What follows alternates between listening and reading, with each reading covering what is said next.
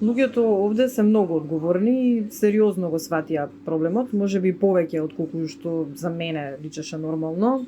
Се грижат за безбедноста на блиските, се плашат да не се разболат. Имам пријатели што воопшто и не излегуваа од дома и не излегуваат од дома се уште.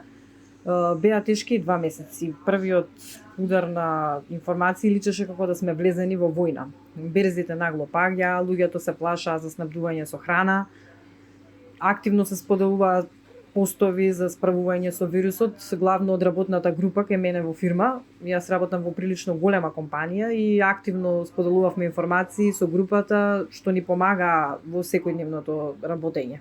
Александра, ние овде во Македонија на почетокот од самата криза кубуравме со недостатокот на средства за дезинфекција, а едва се наоѓаа и маски и ракавици по аптеките.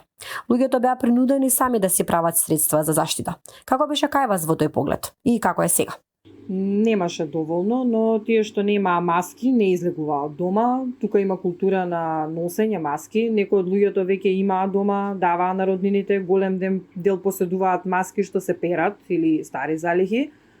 Порачуваа онлайн, во аптеките немаше. Стана популарна изреката некој ако те сака сега, треба да ти најде маска и да те испрати до дома. Како болниците се справуваа и се справуваат со непредвидливата ситуација?